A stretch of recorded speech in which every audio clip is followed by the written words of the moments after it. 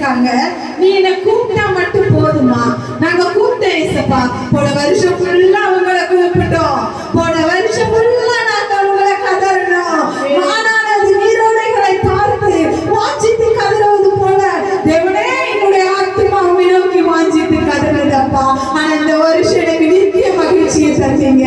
என் வெட்கத்துக்கு பதிலாக இரட்டத்தலையான பலனை தந்தீங்க. என்னுடைய லட்சிக்கு பதிலாக ஆசீர்வாதத்தை தந்தீங்க. உங்களுக்கு நன்றி ஏசப்பான்னு சொல்லி நாங்க நன்றி செலுத்திக்கிட்டு இருக்கோம். அதுதான் ஏசப்பா சொல்றாங்க. இந்த 91வது சங்கீதத்துல நம்ம வாசிச்சோம்னா ஏசப்பா சொல்றாங்க, நீ என்ன நோக்கி கூப்பிட்டமா, நான் உனக்கு மறு உத்தரவு அருளி செஞ்சேன். என்ன சொன்னாங்க? மறு உத்தரவு கொடுத்து என்ன செஞ்சாங்க ஏசப்பா? உனக்குன்னு ஒரு பதவியை கொடுத்தேன். நீ என்னுடைய பணிவிடைக்காரன், நீ எனக்கு பணி செய்யறவா. எல்லாரும் என்ன சொல்லி வேலைக்காரங்களை பார்த்து என்ன சொல்லுவாங்க? அவ யாரு? வேலைக்காரன். அப்படிதானே? அவங்க யாரு?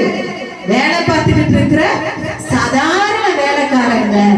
ஆனா நான் பெருமையா சொல்றேன், நான் தேவனுடைய பணிவிடைக்காரி என்று. ஹல்லேலூயா, ஹல்லேலூயா. சேர்த்து சொல்லுமா? நான் தேவனுடைய பணிவிடைக்காரி. ஆமென். நான் தேவனுடைய பணிவிடைக்காரி. நான் தேவனுடைய பணிவிடைக்காரி. நான் அவருடைய பணியை செய்கிறேன்.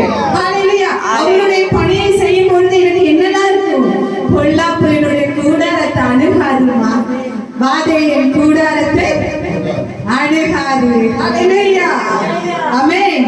உன் வழிகள் எல்லாம், என்னோட வழிகள் எல்லாம் நான் போகும்போதெல்லாம், நான் போற பாதைகளில் எல்லாம் என்னை காக்கும்